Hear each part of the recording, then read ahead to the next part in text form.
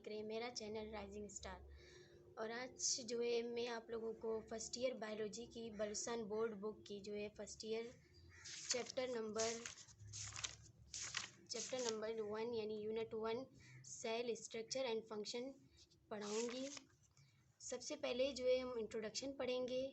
As we know that the cell is the structural and functional unit of living organisms, the branch of biology which deals with the study of different aspects of cells is called cell biology और cytology। यानी कि हम जानते हैं कि जो cell है, cell जो है स्ट्रक्चर और फंक्शन यूनिट होती है हम लिविंग ऑर्गेनिजम्स की, यानी हमारी लाइफ की। और ब्रांच जो बायोलॉजी की ब्रांच जिसमें हम जो है स्टडी करते हैं मुख्तलिफ एस्पेक्ट्स जो है सेल्स के, उसे सेल बायोलॉजी और यहाँ तो साइटोलॉजी कहते हैं। As most of the cells are microscopic, ज़्यादातर जो सेल्स होते हैं वो माइक्रोस्कोपिक होते हैं। देयर फॉर इस वजह से to study cell at organelles levels and molecular levels, इसलिए जो है हम सेल्स को जो है स्टडी करते हैं ऑर्गेनल्स लेवल्स और मॉलिक्यूलर लेवल्स पर। अब जो है मैं आपको सेल के बारे में बताऊंगी। Cell, the cell is the basic structure and functional unit of life। Cell is the basic structure and functional unit of life. Cell जो है हमारी ज़िंदगी की, हमारी लाइफ की, लिविंग ऑर्गेनिजम्स की जो है बेसिक स्ट्रक्चर और फंक्शनल यूनिट होती है। अब इसके बाद जो है हम पढ़ेंगे सेल की डिस्कवरी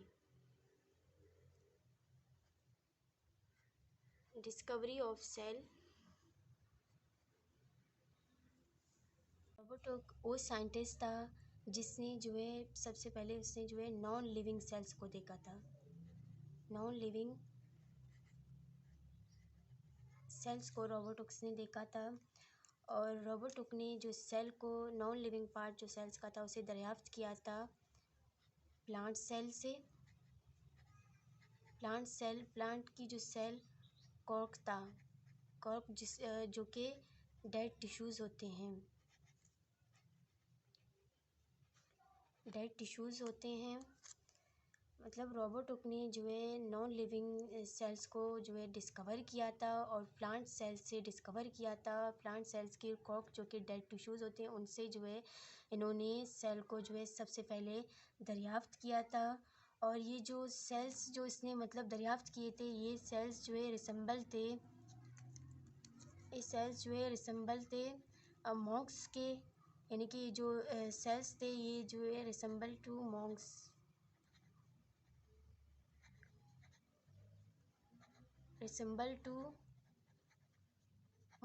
रूम्स। ये जो सेल्स थे, ये सेल जो है रिसेंबल कर रहे थे मॉन्क्स के रूम की तरह, जो है उनकी तरह मतलब दिख रहे थे। तो इस वजह से मतलब मॉन्क के जो रूम्स होते हैं ये जो है बिल्कुल इस तरह होते हैं, उनको जो है सेलुला कहा जाता है। कुछ इस तरह से इनका जो है शेप होता है और इनको जो है सेलुला कहा जाता है। मॉन्क्स के रूम को जो है सेलुला कहा जाता है, जो मॉन्क्स के रूम है उनको सेलुला कहा जाता है और सेलुला से इसका नाम जो है सेल पड़ गया।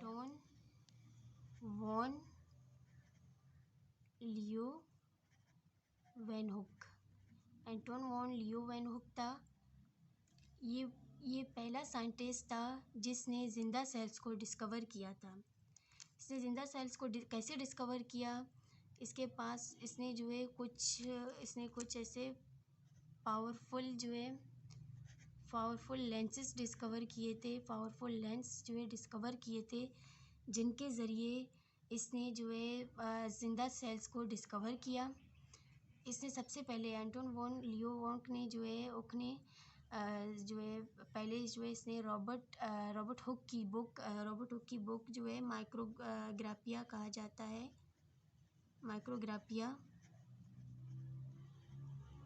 माइक्रोग्राफिया जो है रॉबर्ट हुक की बुक थी, उसको पढ़ा और उसने भी वही कुछ देखा जो सारे जो है रॉबर्ट हुक ने देखे थे। लेकिन इसके पास जो है पावरफुल लेंस मौजूद होने की वजह से इसने जो है लिविंग सेल्स को डिस्कवर किया। इसने सबसे पहले ये किया कि पॉन्ड जो है पॉन्ड के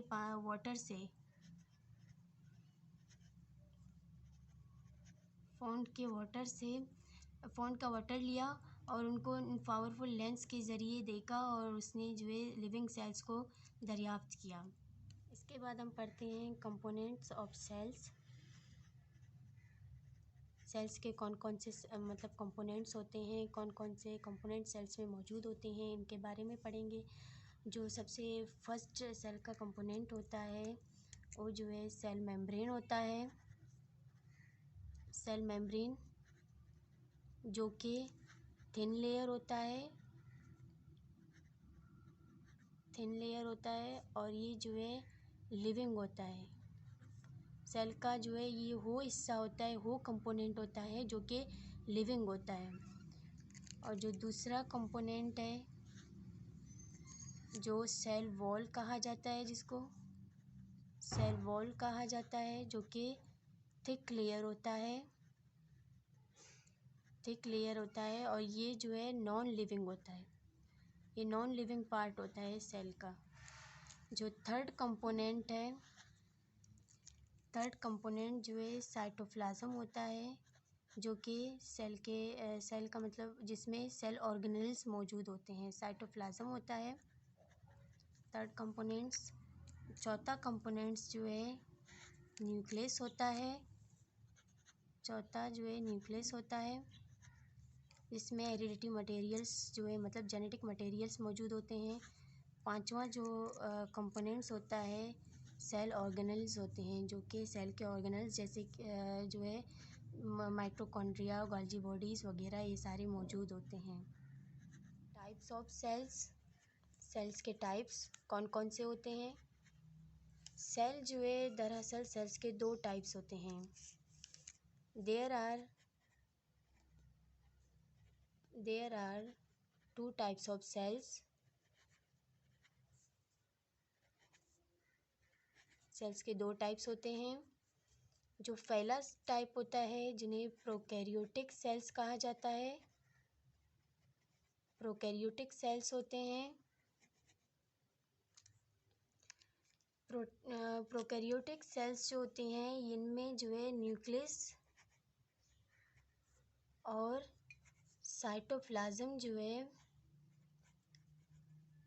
साइटोप्लाज्म इनकम्प्लीट होता है। यानी कि ये सेल्स प्रोकैरियोटिक सेल्स जो होती हैं ये इनकम्प्लीट सेल्स होते हैं। ये इनकम्प्लीट सेल्स होते हैं। प्रो का मतलब होता है बिफोर फेस, मतलब पहले वाला। और कैरियोटिक जो है कैरियो जो है न्यूक्लियस को कहा जाता है। यानी कि साइंस की ज़बान में कैरियो जो है न्यूक्लियस को कहा जाता है। और जो प्रोकैरियोटिक सेल्स होते हैं यानी इन प्रोकैरियोटिक सेल्स में जो चीज़ें एब्सेंट होती है, यानी कि इसमें जो चीज़ें मौजूद नहीं होती वो ये होती है कि प्रोकैरियोटिक सेल्स में न्यूक्लियस एब्सेंट होता है। न्यूक्लियर मेम्ब्रेन जो है वो एब्सेंट होता है।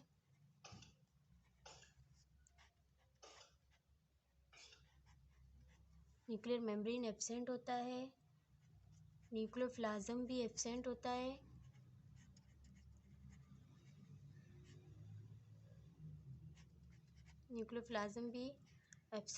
और न्यूक्लियस भी इसमें मौजूद नहीं होता, एब्सेंट होता है।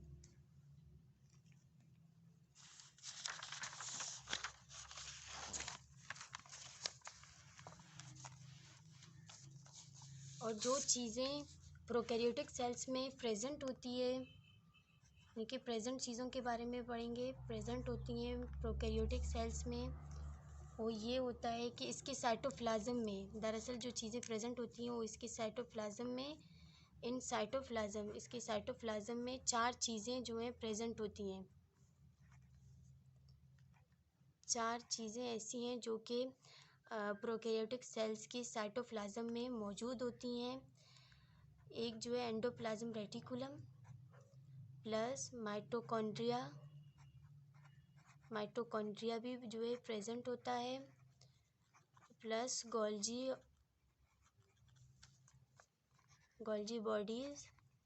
बॉडीज़ भी प्रेजेंट होते हैं। और चौथा जो है राइबोसोम्स होता है। राइबोसोम्स जो है वो रेयर फॉर्म में पाया जाता है, मतलब बहुत ही कम मिकदार में मौजूद होता है। सम टाइम ऐसा भी होता है कि राइबोसोम्स जो है बिल्कुल प्रेजेंट ही नहीं होता है, यानी एब्सेंट होता है।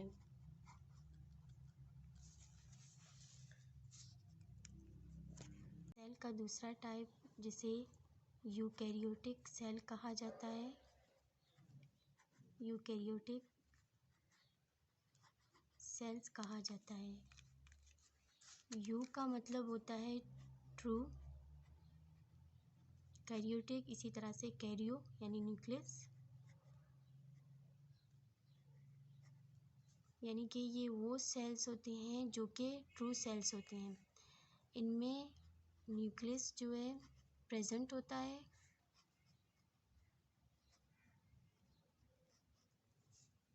इनमें साइटोप्लाज्म भी प्रेजेंट होता है,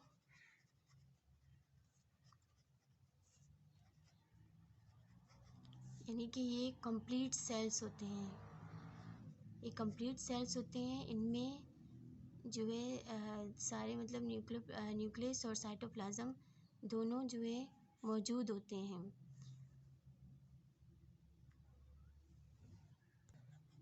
ऑल किंगडम्स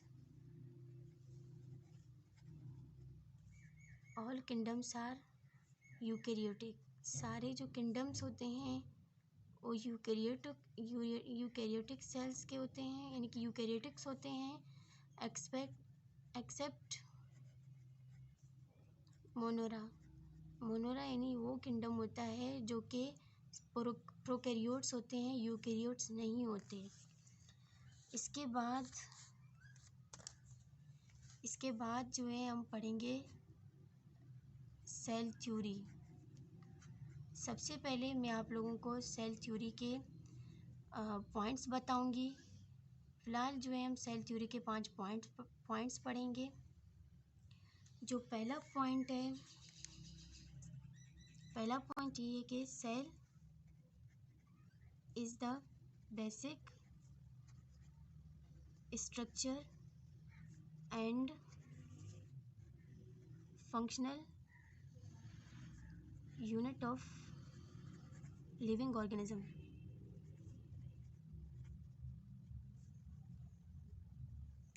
और दूसरा पॉइंट, एक्सेप्ट वायरस, सिर्फ वायरसेस को छोड़कर बाकी तमाम ऑल लिविंग ऑर्गेनिजम्स जो होते हैं वो सारे are made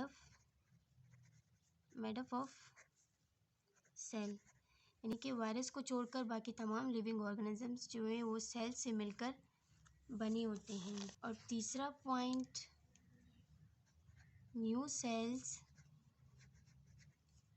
sales are formed या produced by division of pre-existing cell.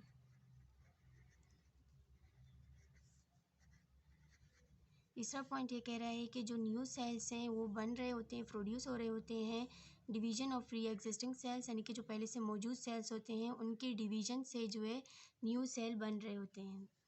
अब चौथा पॉइंट ये है कि cell contain the hereditary information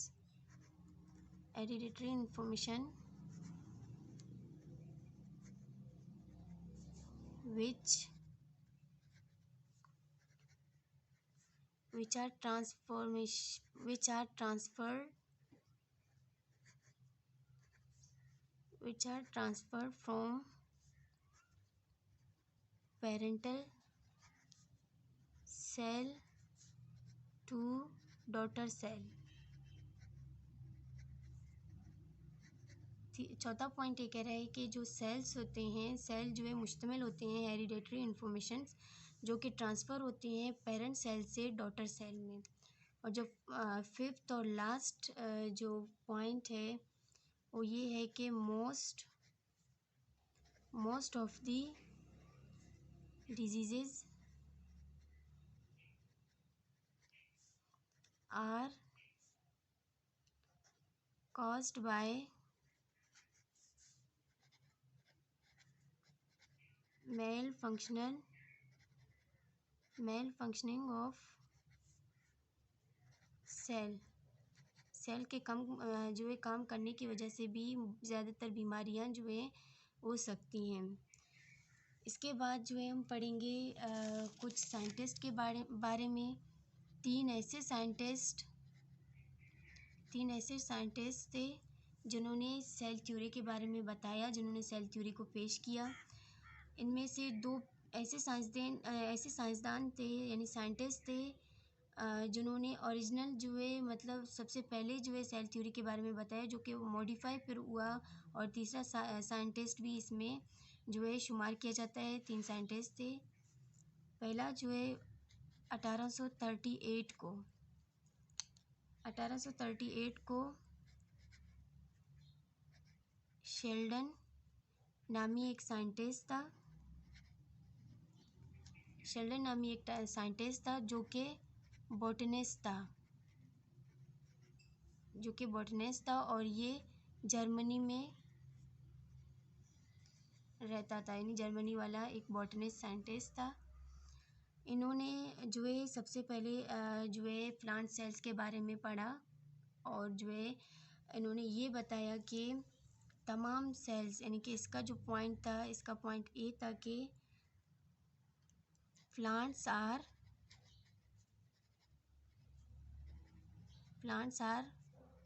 made up of cells, यानी कि सारी प्लांट्स जो है वो सेल से मिलकर बनते हैं। और जो दूसरा साइंटिस्ट था जिन्होंने 1839 को अपना जो है नज़रिया पेश किया, अपना मतलब थ्योरी दिया, जो कि शिवान साइंटिस्ट था। ये जो है एक जोलॉजिस्ट था और ये एक ब्रिटिश साइंटिस्ट था जो कि इंग्लैंड में रिहाइश पजीर था।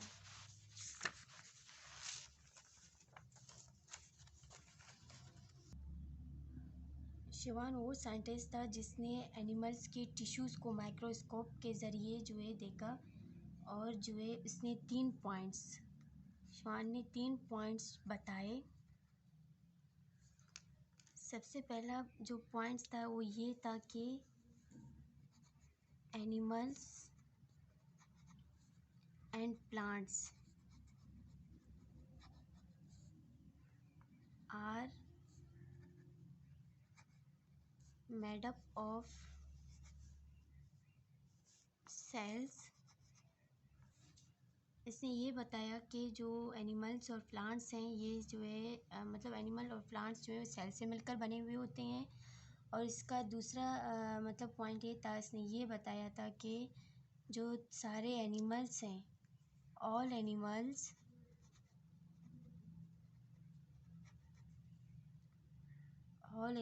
Sales are covered by thin plasma membrane। मतलब कि सारे एनिमल्स जो हैं ये एक थिन प्लाज्मा मेम्ब्रेन के ज़रिए कवर्ड हुए होते हैं, यानी कि सबसे पहले ये वो साइंटिस्ट था जिसने सेल मेम्ब्रेन के बारे में बताया।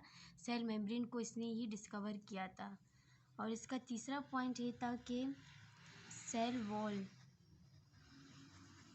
जो कि थिक सेल हमने पहले पढ़ा था, थिक वॉल होता है, थिक लेयर होता है, is present in plant cells. इसने ये बताया कि जो सेल वॉल्व होता है थिक वॉल्व होता है और नॉन लिविंग होता है, और ये जो है प्लांट सेल्स में मौजूद होता है। प्लांट सेल्स के अलावा ये जो है बैक्टीरिया, कुछ ऐसे बैक्टीरिया होते हैं उनमें भी सेल वॉल मौजूद होता है, और फंजाई में भी सेल वॉल मौजूद होता है। लेकिन इसने जो है सिर्फ मतलब ये बताया था कि जो सेल वॉल्व होता है वो प्रेजेंट होता है प्लांट सेल्स में। इसके मतलब इन दोनों की अगर हम इन दोनों के पॉइंट्स को देखें तो इन दोनों का जो इस सारे पॉइंट्स हैं ये बता रहे हैं कि जो तमाम लिविंग थिंग्स होते हैं ये जो है तमाम लिविंग थिंग्स जो है वो बने हुए होते हैं सेल्स से। मतलब इनका ये नज़रिया था कि सारे लिविंग थिंग्स जो है वो सेल से मिलकर बने हुए होते हैं। और तीसरा साइंटिस्ट जिसने 1855 में सन 1855 में जिसका नाम रॉड विर्चो था, इसने अपना नज़रिया पेश किया, अपना स्टेटमेंट बताया, और इसका स्टेटमेंट जो था इसने अपना स्टेटमेंट बताया, और इसका स्टेटमेंट ये था कि omnicellular he cellular means all cells come from free existing cell, यानी कि तमाम जो सेल्स होते हैं वो फ्री एग्जिस्टिंग सेल से मिलकर बने होते हैं। यानी कि जितने भी न्यू सेल्स होते हैं वो सारे जो है फ्री एग्जिस्टिंग यानी कि पुराने सेल से की डिवीज़न या इनसे मिलकर मतलब उनकी डिवीज़न से बनते हैं। इसके बाद जो है मैं आगे आप लोगों को एक छोटा सा इन्फॉर्मेशन देना चाहूँगी, दे दूँगी। कुछ इन्फॉर्मेशन यानी कि कुछ साइंटिस्ट और उनके काम बताऊँगी। जो साइंटिस्ट थे और उनके काम, देयर वर्क्स। सबसे पहले हम बताएंगे मतलब साइंटिस्ट जो रॉबर्ट हुक था, इसके बारे में अभी हमने पढ़ा था, जिसने डिस्कवर किया था सेल को। रॉबर्ट हुक वो साइंटिस्ट था जिसने सेल्स को डिस्कवर किया था। दूसरा साइंटिस्ट एंड्री डॉटरेज था जिसने डिस्कवर किया था सेल वॉल्व को। और जो थर्ड साइंटिस्ट था जिसका नाम रॉबर्ट ब्राउन था, इसने जो है डिस्कवर किया था न्यूक्लियस ऑफ सेल की न्यूक्लियस को जो है डिस्कवर करने वाला साइंटिस्ट जिसका नाम रॉबर्ट ब्राउन था।